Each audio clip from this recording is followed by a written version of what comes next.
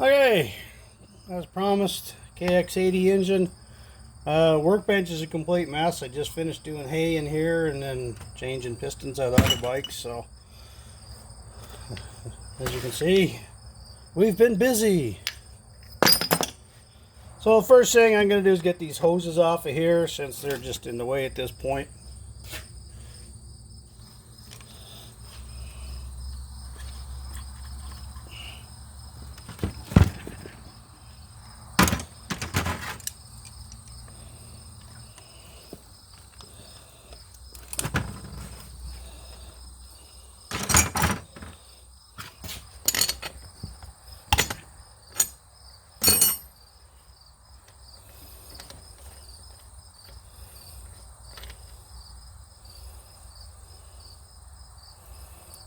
Nice brand new NGK Iridium BR8 spark plug. That thing hadn't even been run. Okay, 4 12mm head bolts. Just crack them loose and spin them suckers off. They're not in the greatest of shape. Again, it's an old bike, so they'll just help us along here. A little bit of penetrating oil goes a long way. And one can safely assume that a 87 bike has had more than one top end in it, so it'd be a bloody miracle it's gone all these years without having some work done to it. And I'm just lightly tapping it here to loosen it up. You can hear the sound changes from a solid sound to a more high-pitched tap when it comes loose. You don't want to pry on it too hard. She's an old machine.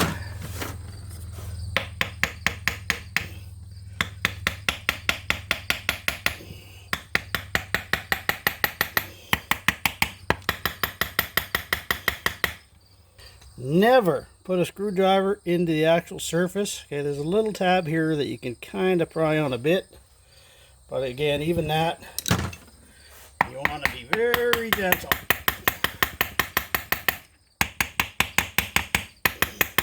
Things really be sticking up front here. There's a bit of rust on the bolt.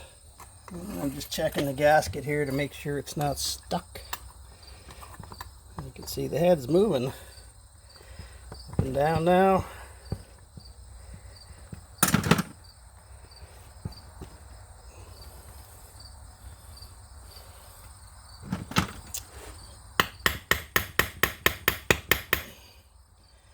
Possible one of them studs is a little bit bent, so if the studs get bent in like that, it'll start to bind at the top.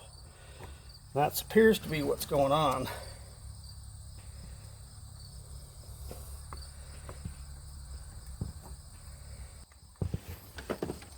There we go. Okay, so you can see the head where the gasket was sticking initially. This has not been touched in a long time. It has had some engine work. You can see there are some marks from when things have blown up in the past, but they're pretty resilient machines. That's actually extremely clean. Again, the gasket's been on there a long time. Now that things are apart,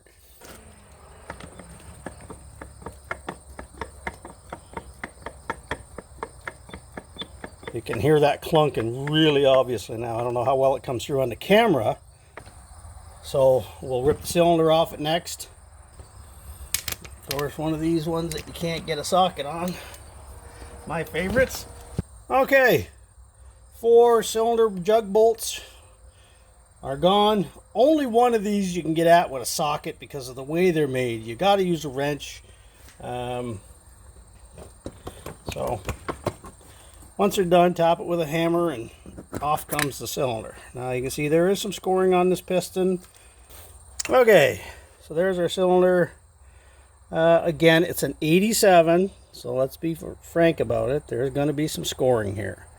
The owner just wants it for his kid to drive around on the property, so we'll mic that up and have a look, but I'm going to go ahead and assume that this is the extent of the repair that they want to do for the top end. Now the piston has a little bit of deep scoring.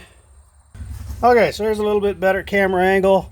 These bikes are really interesting in that, as you can see with the cylinder, it's offset on an angle to the engine, so it's not straight like a lot of the bikes are today. So when you look at it, the front of the piston, the holes are everything looks bent. It's not actually bent.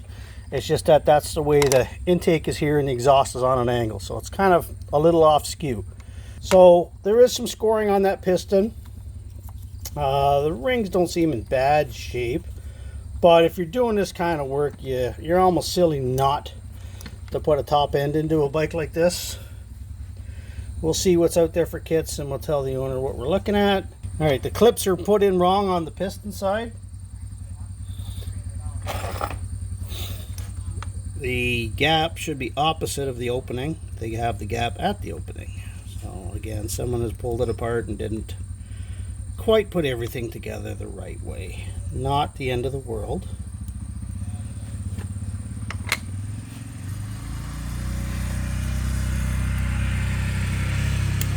And that is the reason why it's done that way, instead of an opening there. Okay, it makes it so much easier to get those out. And once you got that one out, you go ahead and push your pin out the other side. You only got to take one side of those out.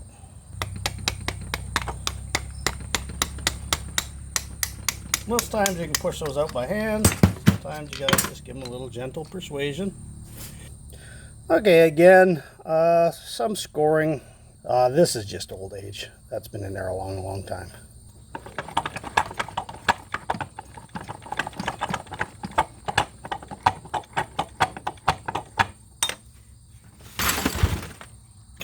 Okay, we're going to pull the left side engine apart to get a look at the flywheel and the electronics.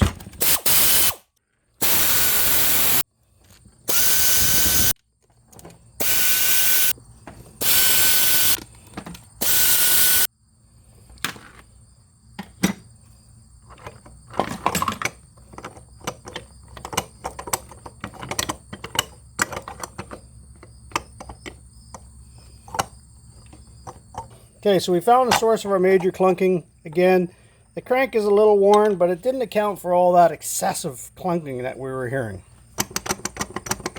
Okay, so this is the flywheel has come undone and basically been banging around in there, causing quite a bit of that racket. Easiest way to get off the flywheel was with a flywheel puller. The outside screws into the flywheel and it's reverse thread. You're going left. You don't got to go in all the way, and then okay, to get your flywheel off, one wrench holds the back. Put another one on the outside. And just turn that sucker in. There we go.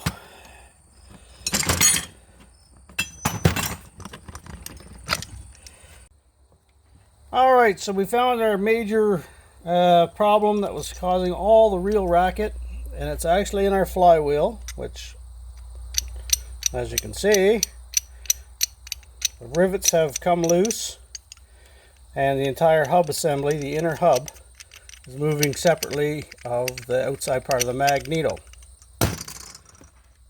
Okay, the top end of this bike does need a rebuild. There's no doubt about that. I think